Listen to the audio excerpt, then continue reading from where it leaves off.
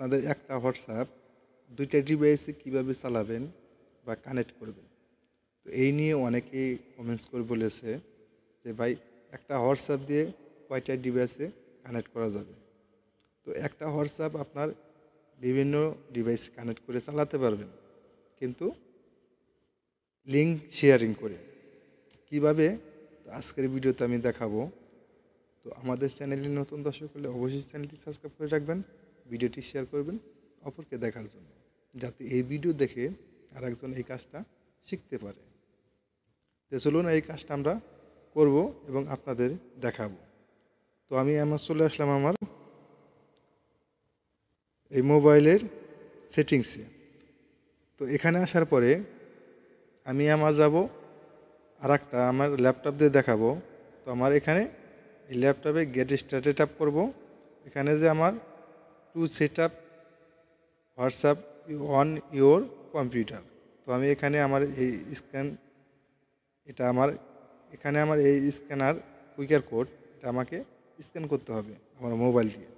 যেহেতু আমার এখানে অ্যাকাউন্টটা আমার মোবাইলে, তো আমার এই মোবাইলে অ্যাকাউন্টটা আমার পিসিতে শেয়ারিং করব।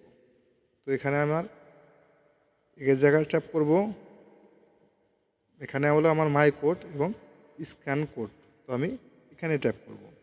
এখানে ট্যাপ করার পরে আপনারা আপনাদের এই কম্পিউটারে যখন এই স্ক্যানটা করবেন, কুইকারটা স্ক্যান করবেন আপনাদের কম্পিউটারে, তখন এই যে device log in code detected, তো এটা দেওয়ার পরে আপনার কন্টিনিউ ট্যাপ করবেন। কন্টিনিউ ট্যাপ করার পরে লিঙ্ক ডিভাইস, তো আমি এখানে ট্যাপ করব। এখানে ট্যাপ করার পরে আমার এটা ডিভাইসে কানেক্ট হয়ে যাবে। আমার এই মোবাইলের হোয়াটসঅ্যাপ অ্যাকাউন্টটা আমার এখন ল্যাপটপেও শো করছে। এখন থেকে আমি আমার ল্যাপটপ দিয়েও আমার এই হোয়াটসঅ্যাপটা কন্ট্রোল করতে পারবো। কিন্তু এখানে একটা মজার বিষয়, তো আপনি যদি একাধিক ফোনে যখন কানেক্ট করবেন আপনার একটা হোয়াটসঅ্যাপ অ্যাকাউন্ট, তখন ফোন আসবে সবগুলা। যদি সবগুলা ডিভাইসে ডাটা কানেক্ট করা থাকে, তো আপনার সবগুলাতেই ফোন আসবে।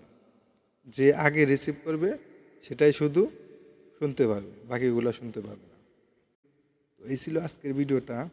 ভিডিও থেকে যদি একটু ইনফরমেশনমূলক বা হেল্পফুল হয়, অবশ্যই চ্যানেলটি সাবস্ক্রাইব করে রাখবেন। দেখা হবে পরবর্তী যে কোনো ভিডিওতে। আল্লাহ হাফেজ।